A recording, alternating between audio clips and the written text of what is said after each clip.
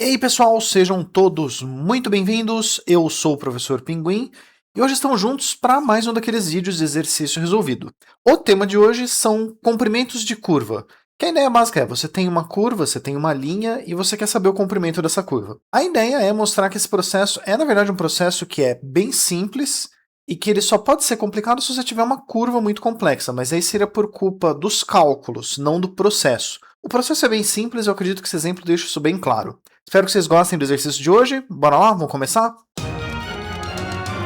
Muito bem, vamos começar o problema de hoje, como de costume, com o enunciado. O enunciado é bem direto. Calcule o comprimento da curva formada pelo helicoide, que é uma espiral, uma helicoide é uma espiral, em torno do cilindro x² mais y² igual a 1, com z variando de 0 a 6, partindo do ponto 1, 0, 0 e dando 3 voltas completas até o ponto 1, 0, 6, cuja parametrização é dada por... Aí, essa é a simbologia para parametrização, que a gente põe o nome da curva, gama, x vale cosseno de t, y vale seno de t, z vale t sobre π, e t varia de 0 até 6π. Aqui está o esboço da curva, e para aqueles que estão tendo uma sensação de déjà vu se viram o vídeo passado, esta é a curva do vídeo passado. No vídeo passado, o que a gente fez foi criar essa parametrização para o caso de um exercício onde ela não fosse dada. Se vocês quiserem ver sobre como essa parametrização foi feita, basta dar uma olhada no vídeo anterior, eu vou deixar o cardzinho passando aqui em cima de mim. Dá uma olhada no vídeo anterior, a gente faz bem detalhado, passo a passo, como é a construção da curva, como a gente chega nas equações. Se a ideia é só calcular o comprimento, bora lá, vamos seguir o vídeo. Para resolver esse exercício, a gente precisa saber. Primeiro, como calcular o comprimento de curva? O processo é, se você tem uma curva gama, o comprimento da curva é a integral da função 1 em relação a essa curva gama numa integral de linha, que a princípio é a parte simples do processo, é fazer a integral da função constante 1. Para calcular a integral de linha, que é a parte dos cálculos, que pode ser um pouco mais complicada, a ideia é, se você tem uma curva com a parametrização conhecida, x de t, y de t, z de t, t variando de a até b. A ideia é a gente pegar essa integral e escrever ela em função da variável t. Então, se a gente tem uma integral qualquer, não precisa ser a função constante 1, pode ser uma integral genérica, de uma função das variáveis x, y, z para calcular na curva gama. Para calcular na variável t, os limites de integração vão virar os limites do nosso t. Então, se o t varia de a até b, a integral vai ser a integral de a até b.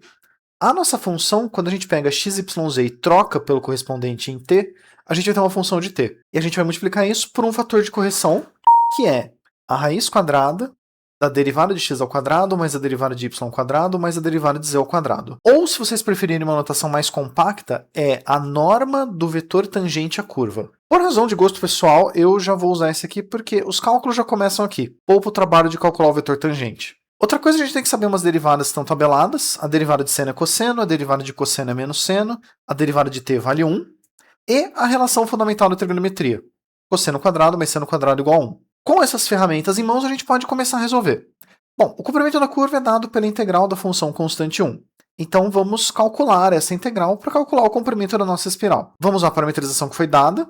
X vale cosseno de t, y vale seno de t, z vale t sobre π, t varia de 0 até 6π. Então, vamos calcular a integral. A nossa integral, antes da parametrização, ela é a função 1 de gama. Pela definição de integral de linha, a gente vai trocar isso pela integral de a até b, 1 vezes raiz de x' y' z'.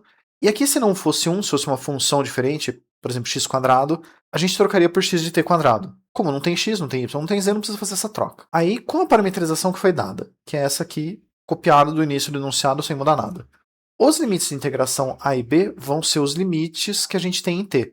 Então, os limites agora vão ser de 0 até 6π. Como x é cosseno de t, a derivada de x, a derivada de cosseno é menos seno. Então, aqui a gente vai trocar por menos seno.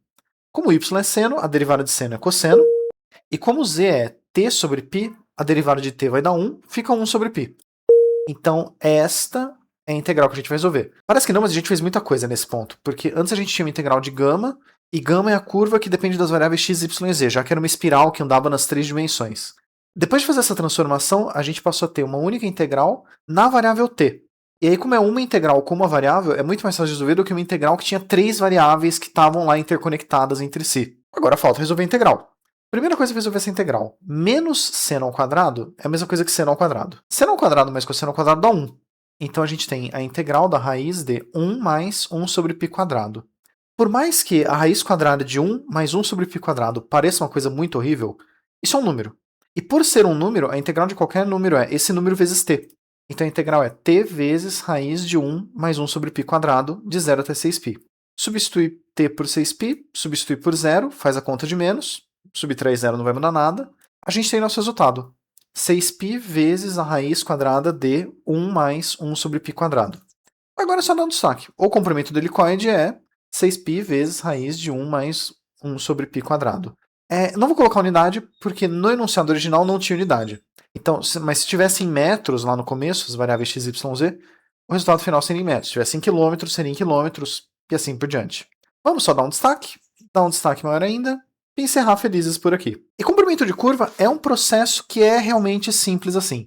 É sempre a mesma integral, a integral da função constante 1, e para integrar a gente sempre usa parametrização e substitui. E aí a ideia é resolver uma integral de uma variável e a gente tem o comprimento de curva. Antes da gente se despedir, lembrar vocês que se vocês quiserem fazer um comentário, tirar uma dúvida, fazer um pedido, propor uma questão, desafio, vocês sempre podem usar o espaço do comentário embaixo, ou se vocês preferirem uma coisa mais direta, ó, estão passando aqui meus contatos diretos.